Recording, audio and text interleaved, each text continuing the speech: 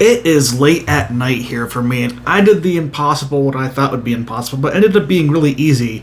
I watched all 10 episodes of The Bear right from release to now, and I gotta say, season 3 confirmed something to me pretty obviously. The Bear is 100% the best show that you can watch on TV so far this year, and cumulatively, all 3 seasons are probably the best TV show that we've had in the 2020s decade. And giving just brief non-spoiler thoughts here, because I'm going to do a whole spoiler review, maybe an episode ranking review all the next week, because I think this show, as good as it is, deserves more talk and more in-depth repetition, but I know people aren't as crazy as me and are going to watch all 10 episodes right when they come out. So, again, non-spoiler thoughts here. I'm going to do all I can to not spoil anything, no storylines, no surprises, no anything. So, sit back, wait here, and let's talk about The Bear. This is what's up now. Hands! They're going too slow. You need to calm down. This is what you wanted, right? So, third season comes out of The Bear, and right off the bat, the one recommendation I would do for anybody before they jump into this season is to rewatch, I would say, 2 episodes. I think rewatching Forks is really helpful for you here, and then watching the finale of season 2 is a great lead into understanding where the characters are going into this. Because episode 1 is going to be something that maybe you aren't ready for, but if you watch the finale of season 2 right before you watch episode 1, I think it gives you a full understanding of where everybody's head is at. And the one thing I will praise about this season is it's very, unlinear in terms of, what it doesn't feel like it's a linear TV show fully. By that, I mean each episode sometimes is never afraid to break off and to be something unique and be something interesting and different. And you get that right off the bat with episode 1. There's a few other episodes that you can almost call standalone episodes that run kind of parallel to the main story of, the restaurant now trying to take shape and, become as premier as everybody wants it, like Carmen, like Sydney, like Uncle Jimmy. Everybody wants this new restaurant, the Bear, to be.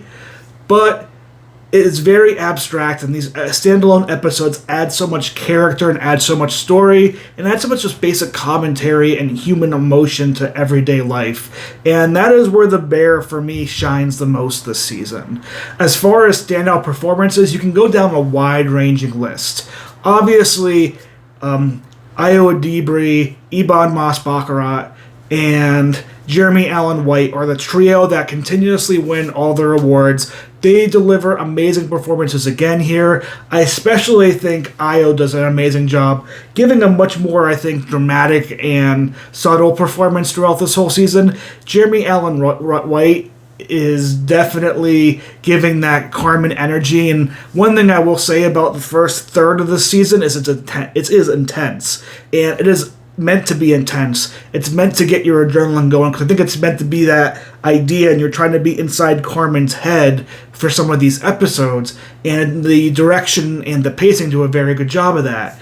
Somebody to me who I thought did an outstanding job in this season, especially she had one episode where she really got a chance to shine, and she shined bright, is Abby Elliott as Natalie, the sister of Carmen. And again, I think this was she's been always a standout performer in this show, but she gets one episode here in particular where I think she shines and maybe has the best overall just acting feeling in the whole season. I think, to me, if anybody comes out looking as a bigger star than they went in, it should be Abby Elliott as Natalie. Natalie, again, that one episode, but throughout the whole entire season she was great, but the one episode she had was powerful, and it was really, really, really, I think, great in the moment.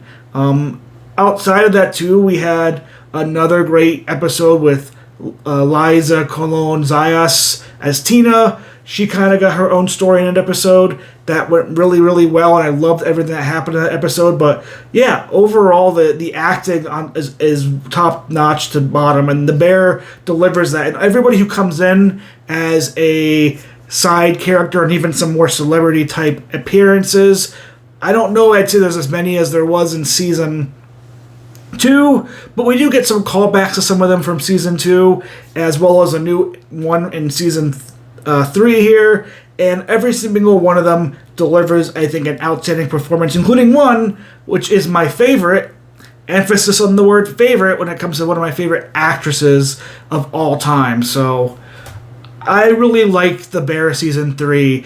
It was able to be ambitious with its storytelling style. It was intense and created raw emotion out throughout. It was able to take 10 episodes and make them fly by, but also make you feel like you've gone on this big journey and you're understanding all these character growths and where they're coming from and everything that they're at. So I am just so impressed with this show from FX and Hulu, and it's one that I can never recommend the most. I was late on The Bear. I saw it right when season 2 came out, and I was like, what was all this hype that people gave of The Bear? And well, 3 seasons in, this is the best show on TV for me.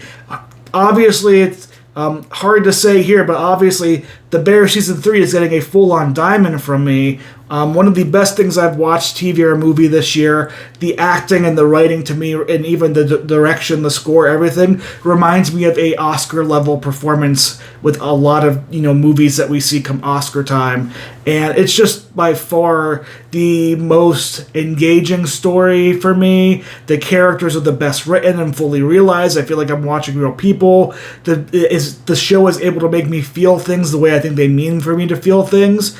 And it's willing to take artistic risks on episodes to tell a deeper story or make a deeper understanding that may be off, say, the basic plot of a regular TV show would be. So, outstanding stuff from The Bear. If I do have one critique, and this is my small only critique, is the pauses for commercials. I don't have commercials at all, so it was even more kind of annoying for me in some parts, especially the first few episodes that were very, very, very, very intense, is they would stop, go black in the